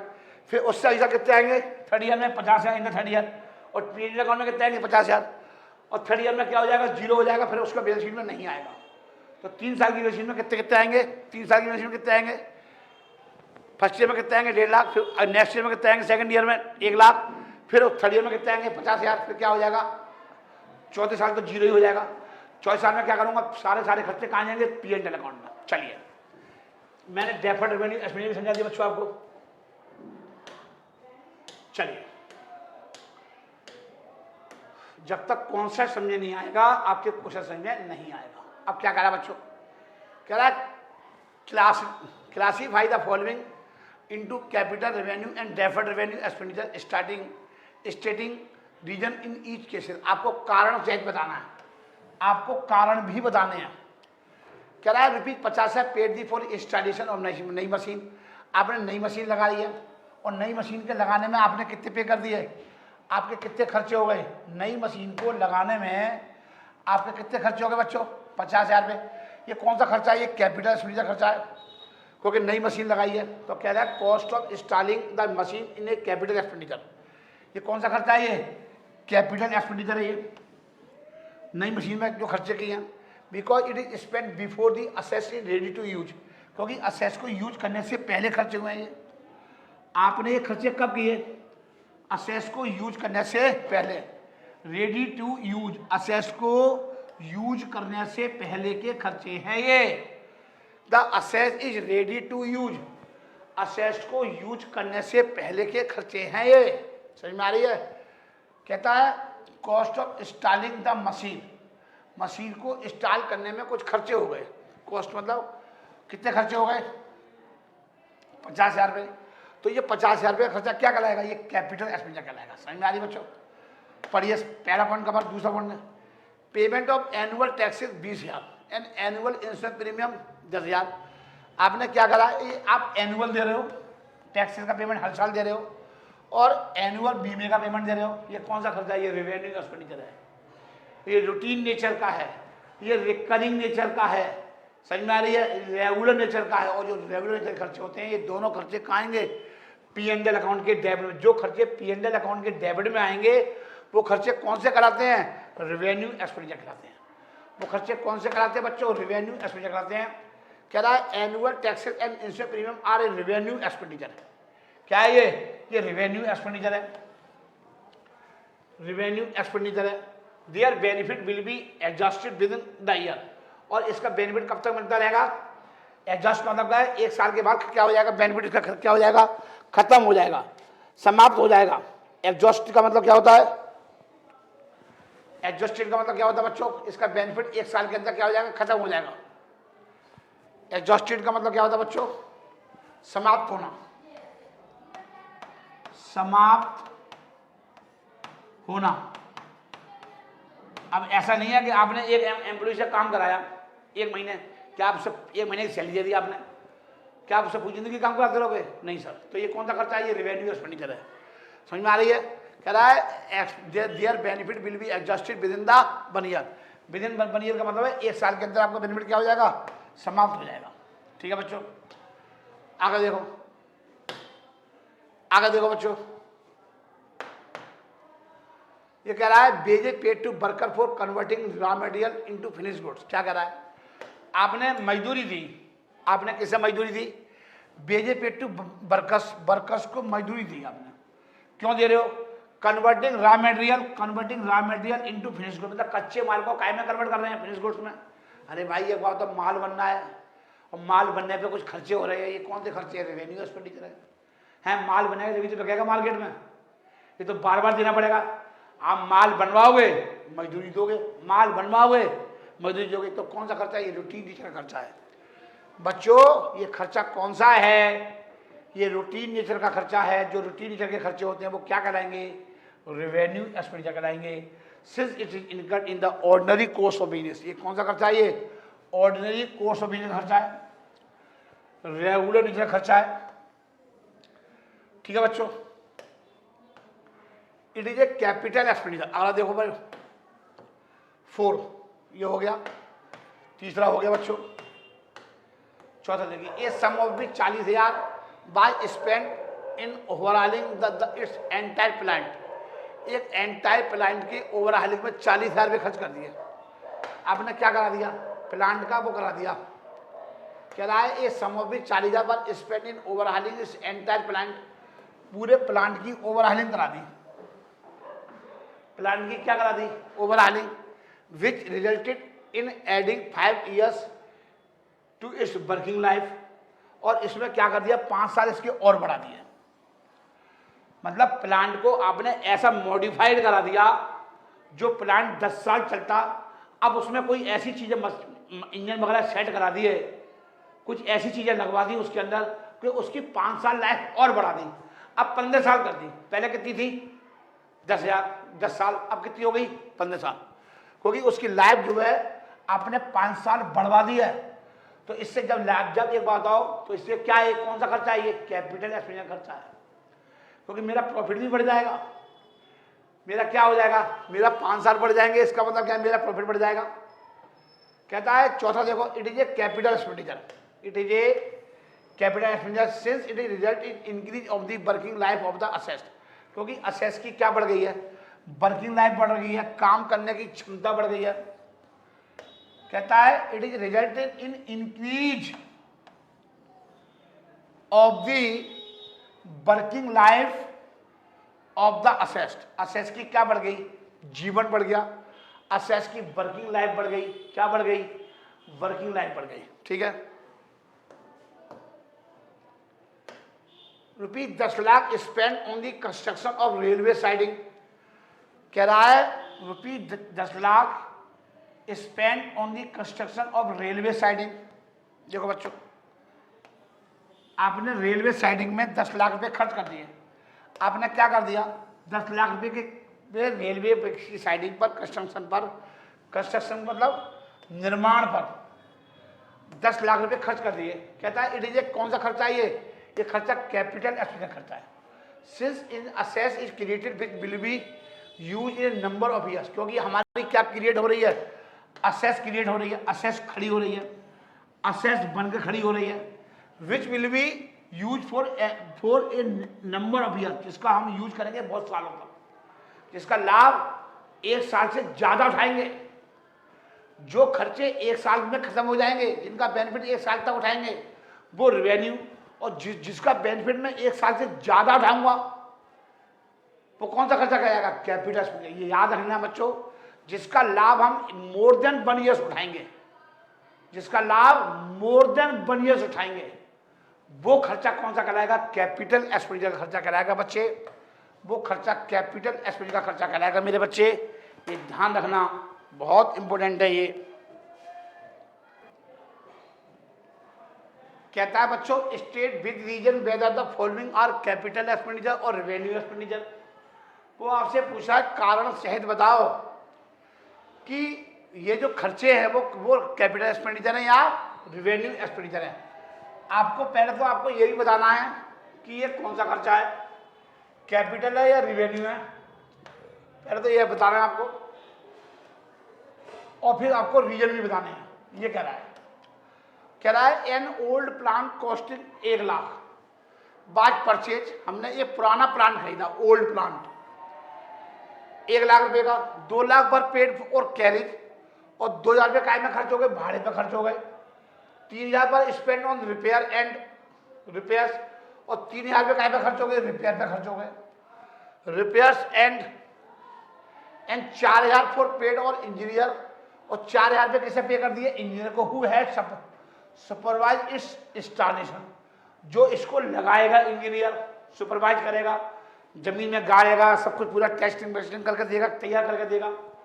तो 1 लाख प्लस 2,000, 1 2 3 और 2 5 और 4 9, 1,09,000 रुपये की प्लांट पड़ा। मैं ये नहीं कहूँगा प्लांट की कॉस्ट 1 लाख रुपये है, तो प्लांट की कॉस्ट कितनी है, 1,09,000 रुपये इज ए कैपिटल एक्सपेंडिचर।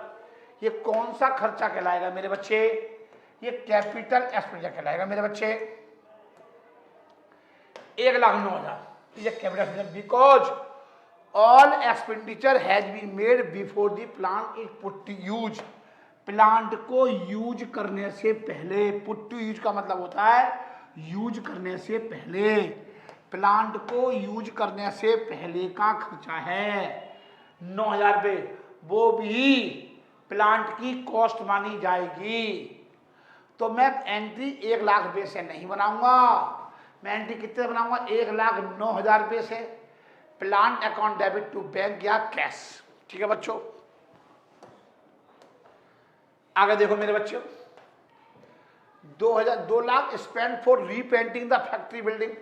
अब यहां पर ये नहीं कह रखा रीपेंट करा रहा है, मतलब रीपेंट का मतलब यहां पर वर्ड लिखा हुआ रीपेंट, मतलब कोई पुरानी फैक्ट्री थी, उसी फैक्ट्री को दोबारा पेंट हो रहा है, नई फैक्ट्री नहीं है। पिछले बार मैंने जो क्वेश्चन कराया था वहां नई फैक्ट्री के बारे में कराया था, ये कोई पुरानी फैक्ट्री है और उस पर क्या हो रहा है, रीपेंट हो रहा है, और उसको पेंट कराने में 2,00,000 रुपये खर्चा हो गया।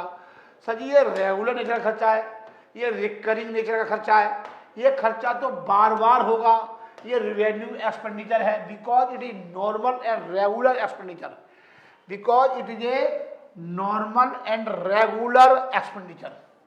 ये कौन सा खर्चा है, ये रेगुलर नेचर खर्चा है। Income and maintaining the existing building, existing building को मेंटेन करने के लिए किया गया खर्चा। अगर कोई भी खर्चा एग्जिस्टिंग बिल्डिंग को या एग्जिस्टिंग मशीन को मेंटेन करने के लिए, उसी दिशा में लाने के लिए जिस दिशा में वो काम कर रही थी, तो वो सारे के सारे खर्चे रिवेन्यू एक्सपेंडिचर कहलाएंगे, वो सारे के सारे खर्चे रिवेन्यू एक्सपेंडिचर कहलाएंगे। See legal expenses income on purchase of land, कह रहा है लीगल एक्सपेंसेस कानूनी व्यय किए, income on purchase of land, land को परचेज करने में, income on purchase of land, land को खरीदने में क्या किए, कानूनी व्यय किए, लीगल एक्सपेंसेस किए, कानूनी व्यय किए। अब अगर देखो सी, ये कौन सा खर्चा है, अरे भाई आपने कोई लैंड खरीदी, उसके रजिस्ट्रेशन में, उसकी रजिस्ट्री कराने में वकील को वगैरह पैसे दिए जाते हैं, वो सारे के सारे खर्चे वो लैंड की कॉस्ट में शामिल हो जाएंगे, या बिल्डिंग की कॉस्ट में। अगर आप कोई मकान ले रहे हो तो वकील वगैरह को जो पैसे दिए जाते हैं वो सारे के सारे खर्चे वो बिल्डिंग की कॉस्ट में आ जाएंगे। It is a capital expenditure, ये क्या कहलाएगा, ये कैपिटल एक्सपेंडिचर कहलाएगा, since it is income on purchase of assess, assess को परचेज करने पर किए गए हैं, असेस के परचेज करने पर किए गए हैं।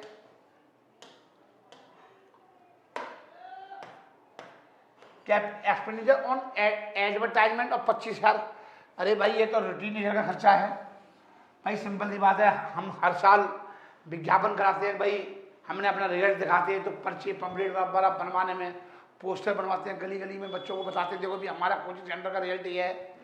तो ये रेगुलर नेचर का खर्चा है, हर साल होगा, रूटीन नेचर का खर्चा है, रिकरिंग नेचर का खर्चा है। तो ये कौन सा खर्चा कहलाएगा, ये रेवेन्यू एक्सपेंडिचर है। ये कौन सा खर्चा है, ये this is the revenue expenditure. Since the fees is paid on maintain the, कहाँ है डी,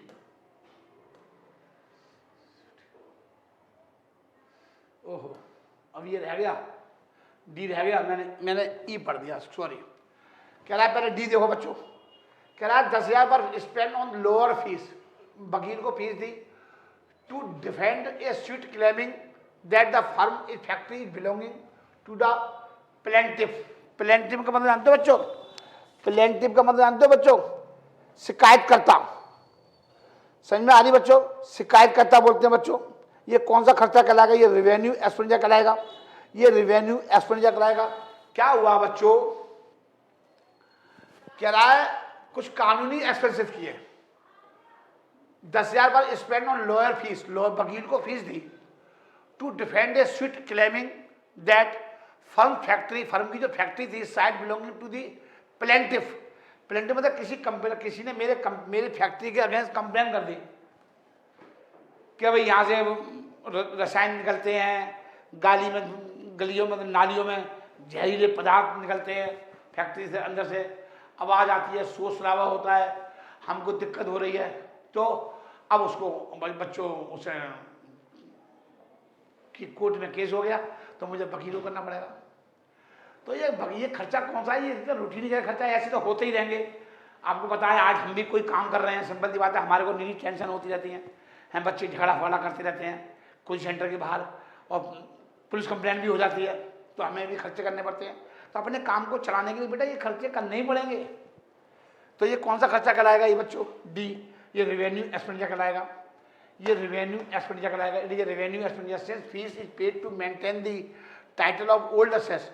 उस ओल्ड असेस के टाइटल को बचाने के लिए, उस फैक्ट्री के को मेंटेन करने के लिए खर्चे किए गए हैं। ओल्ड असेस को बचाने के लिए, मेंटेन करने के लिए किए गए हैं। Fees paid to maintain the असेस को मेंटेन करने के लिए किए गए हैं, and not to acquire any new असेस। कोई नई असेस हमने एक्वायर नहीं किया। अब विज्ञापन के बारे में बताया था मैंने आपको।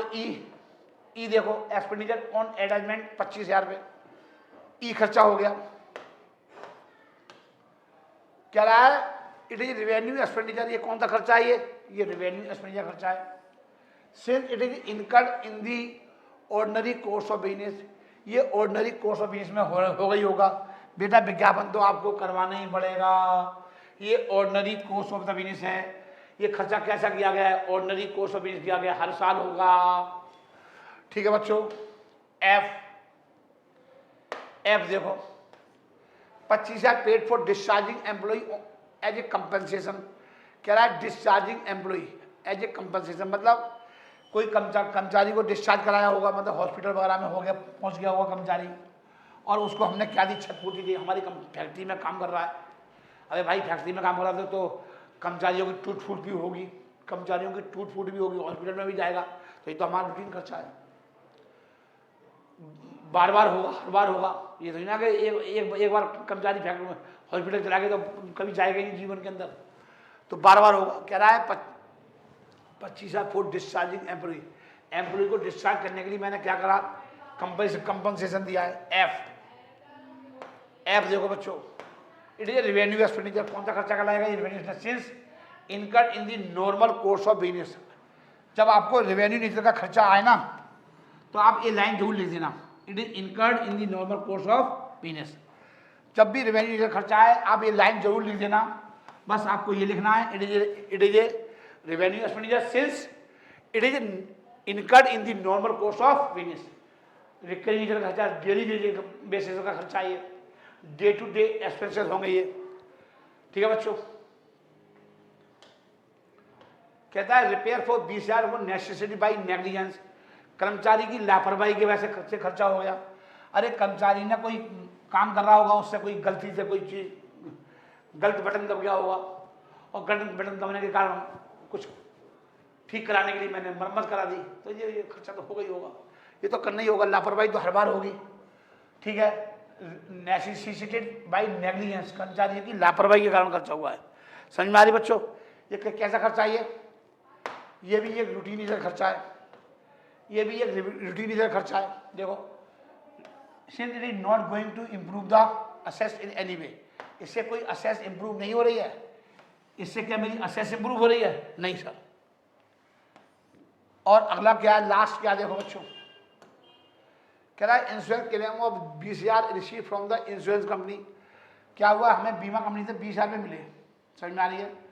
क्यों मिले? क्योंकि कहता है insurance company loss of goods by fire, और आग लग गई थी। क्या लग गई थी? आग।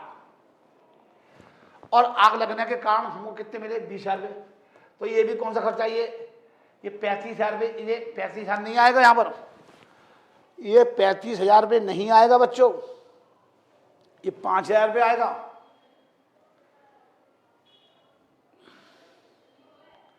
ये 5,000 आएगा। गलत हो गया ये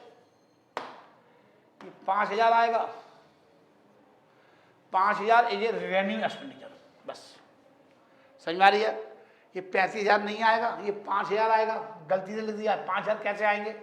अभी एक बात बताओ, 25 का माल चला और 20 तो मेरे को मिल गए ना। मेरे को आग तो हर बार लगेगी, जब काम करोगे तो आग भी लगेगी, चोरी भी होगी, सब कुछ होगा। तो बीमा आग लग गई तो मेरा माल कितना चल गया? 25 का, और मिले कितने मेरे को? 20। तो नुकसान कितने का हुआ? सिर्फ 5,000 रुपये का। तो 5,000 रुपये क्या कहलाएंगे? रेवेन्यू एक्सपेंडिचर कहलाएंगे। ये 5,000 रुपये क्या कहलाएंगे बच्चों? ये रेवेन्यू एक्सपेंडिचर कहलाएंगे।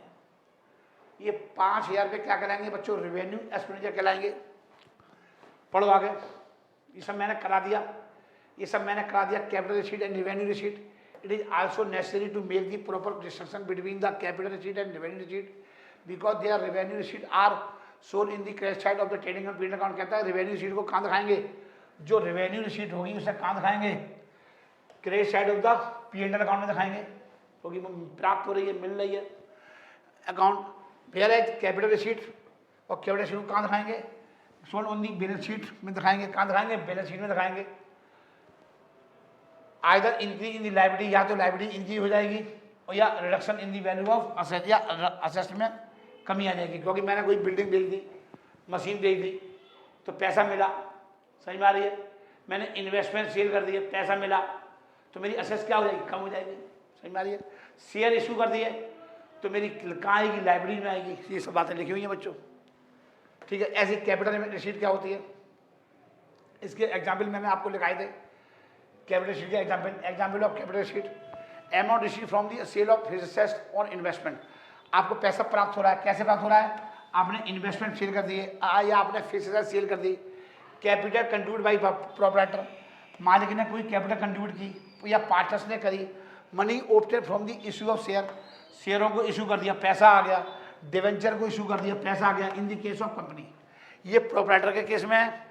प्रोप्राइटर बिजनेस में पैसा लगाता है और कंपनी जो होती है वो शेयर इशू करके पैसा आता है, तो सिर्फ कैपिटल क्या हो जाती है, बढ़ेगी। तो ये कौन सा है, कैपिटल रिसीट है। Amount receipt by way of loans, अगर आपने कोई लोन ले लिया तो ये सब किसके एग्जाम्पल है, ये सब कैपिटल रिसीट के एग्जाम्पल है। हालांकि ये सब मैंने लिखा रखे हैं। ऐसी revenue receipt is refer to those receipt which arise in the normal course of business, they are recurring the nature. ये किस नेचर की होती है, ये रिकरिंग नेचर की होती है। ये किस नेचर की होती है बच्चों, रिकरिंग नेचर की होती है। Such as a money obtain from the sale of goods, आपने माल बेच दिया, आपने माल बेच दिया, ये माल तो आप हर बार बेचोगे। कमीशन मिला, फीस मिली, रेंडर सर्विस, मैं जैसे मुझे ट्यूशन की फीस मिलती है, मैं सर्विस देता हूँ, मुझे फीस आ रही है, तो फीस तो आपको हर महीने आएगी। तो ये कौन सी रिसीट होती है, रेवेन्यू रिसीट होती है। इंटरेस्ट, मुझे ब्याज, मैंने पैसा इन्वेस्ट कर दिया, मुझे ब्याज आ रहा है, मुझे लाभांश आ रहा है। ये सब बच्चों मैंने आपको समझा दिया, हिंदी में लिखा दिया, सबको समझा दिया। अब ये क्वेश्चन बेटा आप करना, मेरी अब हिम्मत नहीं है। ये सिंपल क्वेश्चन है, मैंने कौन से समझा दिए, बहुत सिंपल क्वेश्चन है। जो मैंने समझाया बस वही है, सबके आंसर भी दे रखे हैं और ये मैंने आपको समझा दिया। डेफर्ड रेवेन्यू एक्सपेंडिचर क्या होता है, ठीक है बच्चों, ये समझा दिया मैंने आपको।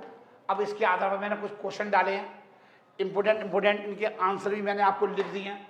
ये क्वेश्चन बहुत इंपॉर्टेंट है, जो क्वेश्चन इंपॉर्टेंट होते हैं बच्चों उसको रट के जाना, समझ में आइए। बेजे पेड फॉर इंस्टॉलेशन और मशीन, एक नई मशीन को लगाने में कुछ मजदूरी थी, ये कैपिटल एक्सपेंडिचर और या रेवेन्यू एक्सपेंडिचर, कौन सा खर्चा है, कहता है wages paid on installation machine, ये कैपिटल एक्सपेंडिचर, कौन सा खर्चा है, ये कैपिटल एक्सपेंडिचर है। Because it will be treated as a cost of machine, क्योंकि ये मशीन की कॉस्ट में क्या हो जाएगा, ऐड हो जाएगा। Because it will be treated as a cost of machine. Difference between, मैंने दो डिफरेंस दिखाए मैंने आपको, ये एग्जाम में पूछ लेता है, capital expenditure and revenue expenditure. Capital receipt और रेवेन्यू रिसीट मैंने आपको लिखा दिए, नोट कर लेना। इसका मैंने आंसर दोबारा नहीं लिखा है। ये क्वेश्चन बहुत इंपॉर्टेंट है, कह रहा है classify the following as a capital expenditure and revenue expenditure, deferred revenue expenditure. ये कह रहा है आपको बस आपको ये बताना है कि ये कौन सा खर्चा है। जैसे प्राइमरी एक्सपेंडिचर क्या है, प्राइमरी एक्सपेंडिचर जो होता है वो डेफर्ड रेवेन्यू एक्सपेंडिचर होता है, याद कर लो बच्चों, ठीक है। ये होता है प्राइमरी एक्सपेंडिचर, कौन सा खर्चा होता है, ये डेफर्ड रेवेन्यू एक्सपेंडिचर होता है। बी परचेज ऑफ फर्नीचर, आपने फर्नीचर खरीद लिया, ये कौन सा खर्चा है, ये कैपिटल एक्सपेंडिचर है। आपने पेमेंट ऑफ सैलरी, सैलरी का पेमेंट किया, पेमेंट ऑफ सैलरी, ये रेवेन्यू एक्सपेंडिचर, सैलरी तो आपको हर बार देनी है। एक्सपेंडिचर फिर paid for construction of building, आपने बिल्डिंग बनवा रहे हो और उसके कंस्ट्रक्शन में कुछ खर्चे हो गए, expenses paid for the construction of building, capital expenditure, ठीक है। ये कौन सा खर्चा कहलाएगा, कैपिटल एक्सपेंडिचर कहलाएगा। सही बात है बच्चों, और भी सही मैंने और भी दे रखा है, बस आप इतना कर लो, यही काफी है, ठीक है बच्चों। चैप्टर का एंड हो गया। ये चैप्टर 3 नंबर में कंपल्सरी आएगा, डिफरेंस बिटवीन कैपिटल एक्सपेंडिचर और रेवेन्यू एक्सपेंडिचर। बेटा रट के जाना, जो मैंने आपको समझा दिया है ये तो मैंने आपको लेमन लैंग्वेज में भी समझा दिया।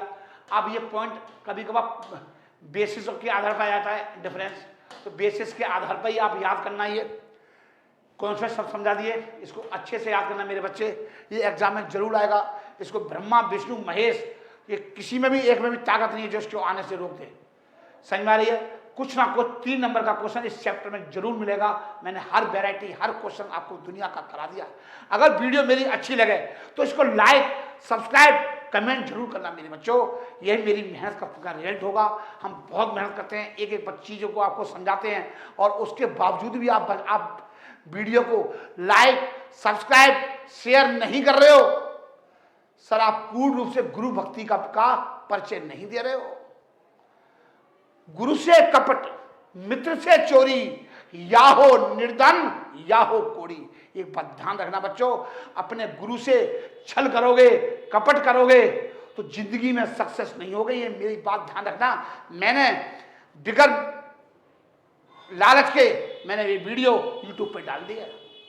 हालांकि मैं सारे चैप्टर में यूट्यूब पर नहीं डालता हूँ, लेकिन बस जो लगता है कि हाँ भाई बच्चे कर लेंगे, बच्चों को पता नहीं होता, ये बहुत हार्ड है कि बच्चों को समझ नहीं आता ये क्या है आखिर, तो उसको मैं यूट्यूब पे डाल देता हूँ बच्चों। कभी कभार मेरा मन करता है बच्चों। ठीक है बच्चों, आप वीडियो को व्हाट्सएप पे लगाओ, फेसबुक पे डालो, इंस्टाग्राम पे डालो, लाइक करो, सब्सक्राइब करो, कमेंट करो, अपने रिश्तेदारों से बोलो, सहेली से बोलो, गली में बोलो, मोहल्ले में बोलो, चौक चौराहे पे बोलो, स्कूल में बच्चों से शेयर कराओ। यही मेरी गुरु भक्ति होगी, यही मेरी दक्षिणा होगी। मैं आपको कोई पैसे थोड़ी नहीं मांग रहा हूँ। हैं कि जी गुरु जी आपने तो हमसे पैसे मांग लिए कि पैसे ट्रांसफर कर देना 2-3 लाख रुपए मेरे अकाउंट में, ऐसा कुछ बोला मैंने आपसे? सिर्फ क्या बोल रहा हूँ, बस जिसमें तुम्हारा एक पैसा भी नहीं जा रहा, बस अपने स्टेटस पे लगा लो, व्हाट्सएप पे स्टेटस पे लगा लो, फेसबुक के स्टेटस पे लगा लो, इंस्टाग्राम पे लगा लो, कमेंट कर दो, लाइक कर दो, स्कूल में बताओ, सभी जगह बताओ बच्चों। थैंक यू, गुड इवनिंग, जय माता की, खुदा हाफिज, जय जिनेंद्र।